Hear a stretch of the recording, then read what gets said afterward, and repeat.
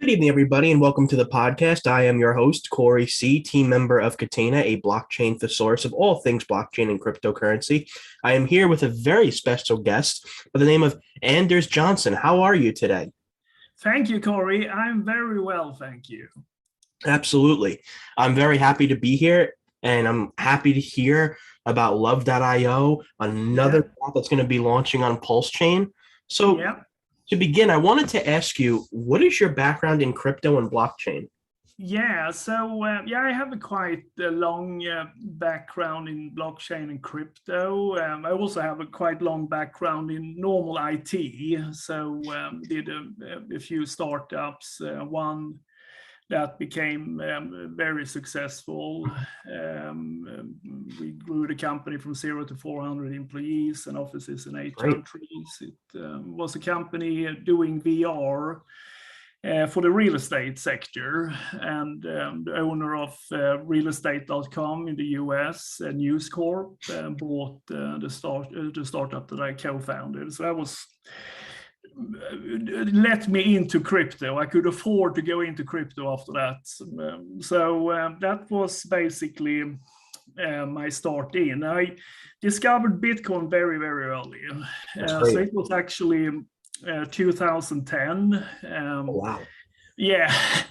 Good for you. I could have bought a lot then, But, I had just heard about Bitcoin, and it was I had some non-declared money that I was thinking maybe I can buy Bitcoin for those money, and no one will be able to find it. And at that time it was quite hard to buy Bitcoin because you had to. There was one guy in New York, where you come from, Corey, that you sent wires to, and then he sent Bitcoin back. Okay. So I had it printed out, and I was thinking, should I go in now and buy and send him the money? And I waited, and then I think it was in January 2011 or February, when WikiLeaks, they started to accept Bitcoin, and that was the start of it. They would deny Visa and MasterCard, so then they had to do it, and the Bitcoin jumped up to $1 then. And then I thought, maybe I'm too late. Maybe I'm too late now. Now it's like $1 already, $1. Yeah. Wow. And I have a very good friend who was mining Bitcoin as well. So we started, back then for 2 years. But it was like Wild West. If we're talking Wild West now, then it was like really Wild West. I can imagine. Go up and down, 80%, up or down in one day. So it was like really, really bad. But further into blockchain and crypto. So it was first, I think, around when Ethereum was created, 2013, when I started to really get into like blockchain. Before that, no one knew what blockchain was. Of course. It didn't exist, And then we started to look in, and we had a Turing complete platform to work on. Like Bitcoin is not a Turing complete platform. We can't build, like smart contracts and applications on Bitcoin. So that created a total new world, which was very exciting. So then I worked with different projects on Ethereum in the early days.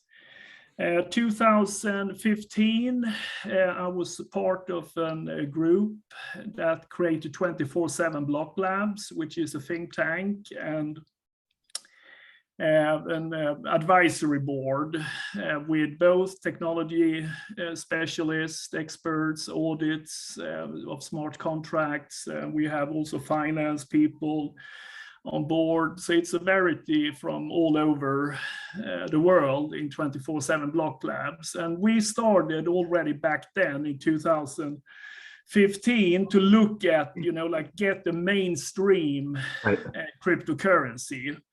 Absolutely. That actually could be like everyone could actually use, And at that time, it was also one very famous book, or it came maybe a little later, called Blitzscaling, which was written by the two LinkedIn founders, Reid Hoffman and also Chris Yee. They wrote this book, and that is a very special thing, and that describes how the social networks could create such a dominant place. And when we are talking crypto is also a network, and sometimes even more social network. Yeah. When it comes to communities and so on. But and that lies a lot in that. And what Blitzscaling is, and that is why, for example, Facebook outcompete MySpace. Like MySpace had a very dominant position, and Facebook came as an underdog, and then they used Blitzscaling through friend requests. So in the beginning, when you started to Facebook, you got the friend request, okay, I accept. And you didn't know anything about like Facebook, the platform. Right. You just accepted because you knew it was your buddy that sent you the friend request, you know. And that is how Facebook could outperform MySpace in 1.5 years. Basically, MySpace was gone because everyone started to send, you know, like friend requests, and people were signing up to Facebook. And that is very interesting, because if they would have known, you know, what we know about Facebook today, maybe no one would join, you know. Like accept this, and then they get all your information, you know? Yeah, no, absolutely. Yeah, so and that's very interesting. And also with Blitzscaling, LinkedIn, the same. They also like connect requests, and then you do that with like your industry peers, you know, like, okay, I accept because he comes from an industry, you know, and so on. It's also creating, you know, like Blitzscaling. Right. PayPal, also very famous example of Blitzscaling, and they started out like a normal startup and got a lot of venture capital. And what happened was, I think they burnt around like 50 to 100 mil and couldn't take off. And Peter Thiel, the co-founder of PayPal, he describes this very well. And then when they start to use Blitzscaling, they used emails, like people already inside the PayPal network. They started to send money to people outside the network. Right. And then it's the networking increased. And so that was very interesting. And Love started already like a basic idea in the think tank, how we were thinking. I was leading the whole work and so on. So you're the founder of Love then? You're the founder of Love. Yeah, so but who can be founder of Love? Right. I say that, you know, it's like no one can be founder of Love, you know. So. I like that. That's very catchy. Yeah, so I don't want to say it like that. I am a driving force in Love, I would say. So it started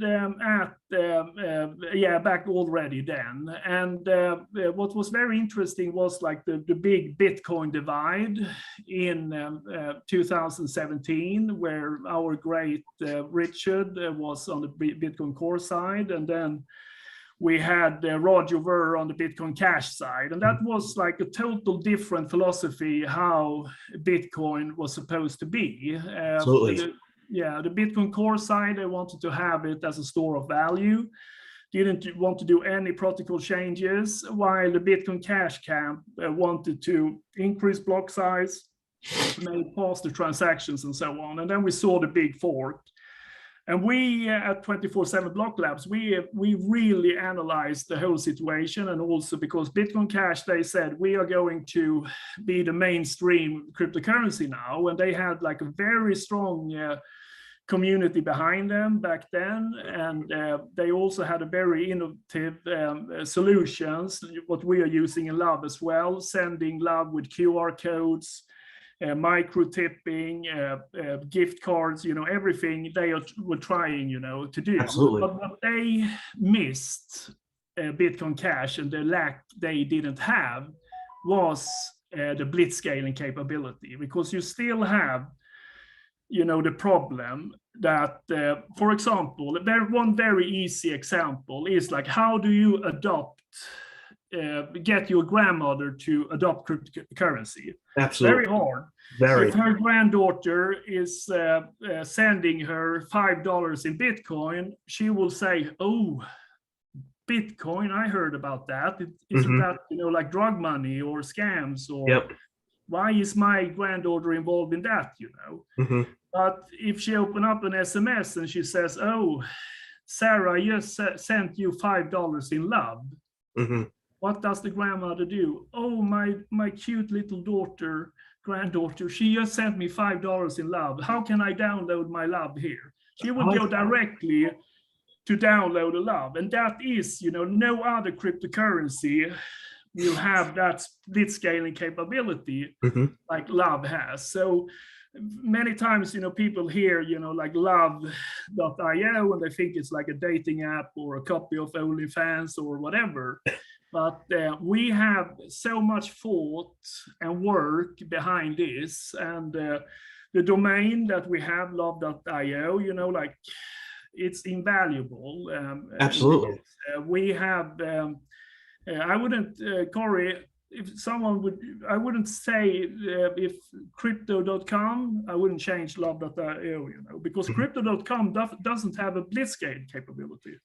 We have that in love, that the network can increase with by itself, because people start to send, like love interactions, Right. So this is that is basically where love is. That reminds me a lot of very successful cryptocurrencies that exist today that scale as more people start using the network. It actually reminds me a lot of a cryptocurrency that I'm sure you're aware of. It was big in 2017, known as IOTA. The more people who used IOTA, the faster it became, the more scalable it became. So that's an amazing philosophy, and I think that type of philosophy is needed in technology if we're going to have mass adoption, which leads me to the next question. If we need mass adoption, we're going to need scalability. So in your opinion, being the fact that you've been in cryptocurrency a lot longer than I got into cryptocurrency in 2017. I mean, God bless you for being involved in 7-8 years before me. I'm much older than you two, Corey. So fair point. Okay, fair point. So, in your opinion, given your expertise in blockchain, what has prevented cryptocurrency mainstream adoption the most? Yeah, so it is, of course, like the blitzscaling thing. If we compare to like the social networks, how they can blitzscale, like just in 1.5 years, 2 years, just like Facebook and so on. So it's like the blitzscale is one big function. And then, of course, the centralized exchanges, like even if the centralized exchanges, they have some good functions like a regulatory on and off ramp and so on for fiat currencies and so on. So that's, of course, good, But at the same time, the centralized exchanges have brought a lot of bad things. Like it's basically the biggest gambling spot, with 100x leverage, and that is both this creates, like the new crypto people that comes in, they get wrecked, like so quick, and that means that they don't come back, and it's so much evil that happens. Have been in this space, and just like you said, that I should be lucky to be in the space for so long, but it's also that you have seen so much evil, and of course it's a lot of like hate and so on we see, and it's so sad to see, but it's also a lot of things that is even sadder that can happen. So that is what I see with the centralized exchanges. And then of course also what have prevented mainstream adoption is when you have manipulated trading, for example, like you have these flashes going down, like 10-15%, people get wrecked, but that also creates, like hard to get the mainstream cryptocurrency if it's like too high volatility. So those two things have prevented it. And just to talk about love a little in that segment too. So what we saw when Uniswap was developed in 2018, then we said, great, now we have like the two things. We have the Blitzscale, we love the name, that can take off, and like Blitzscale. We have now a decentralized, automated market maker that can take away all the evil things that the centralized exchanges had, with manipulated trading, keeping your keys, all of those things. And so that we were like very happy with Uniswap. But then, of course, when the popularity of Uniswap increased, and also the gas fees of an Ethereum increased, and that became, like you can't do like a mainstream cryptocurrency that have two rights, but lacking in the last one, that you can't send $5 because it cost you $100 in gas. Absurd. So when Richard announced PulseChain, I was so excited, because I saw that now it was, like not only those things that will be matched, with the PulseChain. We will have a technology, 3-second block size. We have proof of stake, we have increased the supply, like Ethereum only have a little about 100 million in supply, while Pulse, would have, like a trillion, 140 trillions, I think it is, yeah. So that is like crazy when it comes to it will cost, like one transaction will be, like less than 0.00 cent almost, Yeah, that's. So this is for Love. This is like the perfect match, and it's even the name Love on Pulse. It cannot be better, So it's like, yeah. Well, that's a great amalgamation. I didn't even think. Yeah, no. So it's so I like we that. said that, and when we started, like we said, okay, yeah, what can be better than like sacrifice for love, Like we start with like you sacrifice for Pulse, and now you sacrifice for love, So.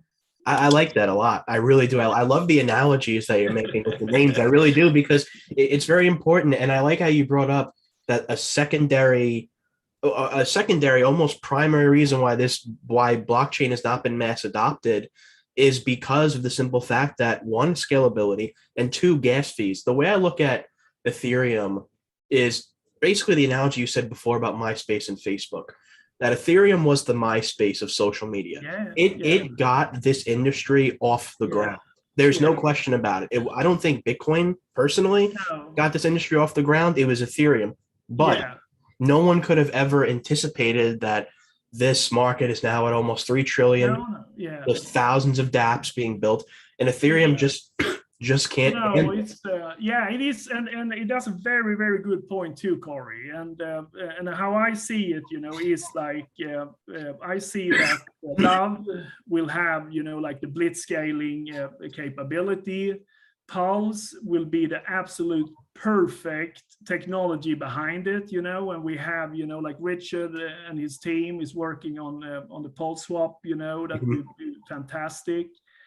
I see, like so many things in that we can take from Ethereum, and do this, like with the scalability, as you say, And that is also when you are talking about these two, and that is, like when we talk about Hex, and PulseChain and so on. Like I have a big bag of Hex, and I did like a huge sacrifice to PulseChain as well. And what you said with like the applications, and that is, like we have a lot of YouTubers in the Hex community and so on, and they are like trying to figure out what is the future price of Pulse. And back to what you just said there, and I would say if we don't have any applications, any transactions, then the value is zero. So exactly. What we must do now, the whole community, because Hexicans, that's like the biggest stake in Pulse. It's like 90% of supply is done by Hex. Absolutely. So we should really work to get as many applications on PulseChain as possible, and encourage, like we shouldn't sit and say like, hate we are like love, we are sister community because we have the same vision and mission like everyone else, and that is now to get as much applications, use cases, and so on to do this scalability, because what we have now is the perfect technology to really make shit happen. And what we, of course, from the love camp, we believe that we have something that can really blitzscale and become the blitzscaling model of the cryptocurrency. Absolutely. And I think it's very important, the point you make, that without any applications, your blockchain is inherently worthless. There's no question about it. No. And I'm presuming one of the main reasons why you're building love on PulseChain is because of its scalable properties and that its gas fees don't cost $8 million for a dollar transaction. It's a fantastic, as I said, like when I heard Richard start that he was going to fork Ethereum, and make a hard fork, I was like, this is, like amazing. Huge. It's huge. Because we're taking the most proven technology in the blockchain space, Ethereum, like stress tests, that have been done, we are taking the most applications. We don't have to create, like Uniswap from scratch. We have, the whole, can do forks, we can do changes, like Richard is doing now with MetaMask, and so on, and maybe have to do some changes. But we have everything, So, and what we now need is just that come forward, and really work, encourage each other, don't criticize. I don't want to hear any, like, oh, that's bad or so on. We are working as a team, Hexicans, PulseChain, and love, and that it would be so beautiful. Instead of like criticize, saying that something is bad, then we can help each other. Let us, okay, maybe we are not perfect. No one is perfect, there's always things, that can be, like, corrected, but then of course you can just like DM the guys, because it's, as I said, we are all working in the same interest to Absolutely. make the highest value of Hex, the highest value of Pulse, let love, blitzscale. So that is my message here today. Now let me ask you a question. How does love benefit Pulse holders specifically? So that's back to that, if we calculate a price of Pulse, if there is no applications, no transactions, then it's useless, just like we said just now. So what love is a blitzscale token that will be massive with transactions. This will take off. We will see, like teenage girls sending love to each other, So that means massive transactions. Absolutely. And since Pulse is a transaction token, which means like more transaction with no inflation, that means a higher price. So it's that is like simple math, So that is we should really focus on getting as much transactions as possible. That means the highest price of Pulse, Absolutely. And a question I wanted to ask you is, how will the wallet work? What will be included? And I know this is a big question in the PulseChain community about applications. Are there going to be any admin keys? Yeah, so that's a very good question. So what we have now is that we are looking very closely with Richard and the team and what they are working on. So we know that they work on like the Pulse swap, And so that will be included in the Lovify wallet. So we're taking all of these things that will be developed and so on. And when it comes to like admin keys, and I hate admin keys too, it's like really bad. But at the same time, and Richard had also mentioned this, is that, okay, sometimes maybe you can't get rid of it totally because there is some things that maybe you need, and for us, like, we want to have like the Lovify wallet that is also connected with Visa and MasterCard, for example. Wow. So that means, like you can have your hex on the Lovify wallet, and then you can use like a Visa and MasterCard, just basically like crypto.com, they have their wallet, so that's how we see it too. But then you have to have some kind of like they're using an atomic swap, and that is like you're holding the liquidity in the wallet, compared to an AMM that you basically have like the whole liquidity, so you're locking it in, in an atomic swap. So that's what they are doing. And the reason for that is that if you're going to offer like that service to be able to have your Visa or MasterCard connected to your crypto, then they have to be like a security. So you are not like taking a Visa card and then going out to get pissed one night, and then Visa can't get your crypto, So that is like a problem that, okay, if you go to have some certain services, then maybe you need to have some admin keys, but then you can also maybe do both, So that, but that is something that we will work on. And also see what will be developed, because there is like a lot of things already developed on Ethereum that can be used, can just be forked over, and so on. Absolutely. And I think it's an understatement to say that it's great to work on PulseChain because you basically won't get, there's so many Ethereum dApps that exist these days that are most likely going to go under in the very near future because the gas fees are so astronomical that how in the world a developer is going to be able to sustain their application? It's just not going to happen. No. So in that respect, if Love is successful, I'm going to say when Love is successful, what about Facebook, Amazon, Twitter? Will they launch their own Love if they see it successful? Do you think that they would do that? Yes, that's a very good question. And I think that I don't think so, because first, Facebook have, of course, tried to do their own cryptocurrency, Libra, but it didn't go through because they didn't get through the US Congress and so on. And so they can't have it. And I don't see that it should be like one Facebook Love, one Amazon Love or so on, because the strength in cryptocurrency is that it is decentralized. It is, like interoperable between, that you have like one Love, So I don't think that they will like try to do that. But at the same time, just what we saw with Twitter now, that they started to have Bitcoin, I think that they will then adopt Love into their networks, and so Love can be a function just like, and much better than Bitcoin, that with a very bad name and bad transaction fees and everything, even if I think they use Lightning there, but still Love is such a, it's like the natural name, send him Love, and so on.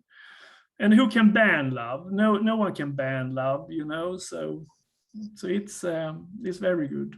No, I like that. I love how I don't see this often with many dApps. The importance of a name and the importance of the title of that dApp. Most people they don't read the fine print on what that dApp's name means, and the word Love is so universal. It's that it's very enticing.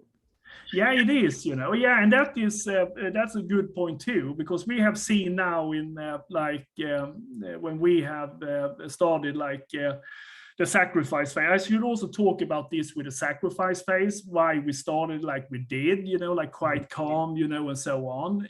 Was basically that we said, like we are a sister community with Hex and Pulse, because that is, we're building our technology on Pulse, and we're all in the same boat, So that's why we said that we do this, and and start slow and then let the hex and the PulseChain community have the first shot, and so on in the sacrifice. It's not like we are like looking for hex money or whatever. That would probably be the worst case, because all hexagons, they only have hex. They don't have 100 cryptocurrencies like the Ethereum guys have. So it's wouldn't be like very wise to think that that would be the case. But what we have seen now, back to your question there, that we got like huge interest from Japan just of a sudden, and because this is like love is such a universal language, So they were like, I had the Japanese guys contacting me, and they said, like this will be huge in Japan, because if it's one word in English that the Japanese know is love, and if you do like a cryptocurrency with this would be like amazing, So that's also something that this is such a universal thing that it can work, like everywhere, So that is really cool as well. Absolutely. And I can't thank you enough for your time today. I learned a lot, and I'm looking forward to seeing this app launch on PulseChain. I really do. It's getting closer and closer. I'm hoping to see PulseChain launch within the next 2-3 months, and I'm looking forward to seeing this. Me too, Corey, and I'm very happy. You have a lot of love in you. It's thank you. I try. Really like our conversations before, and also during this stream. It was fantastic. Absolutely, thank you. I appreciate that, Anders. Thank you so much. I'm looking forward to talk to you again soon. Yes, absolutely. I'd love to. Definitely.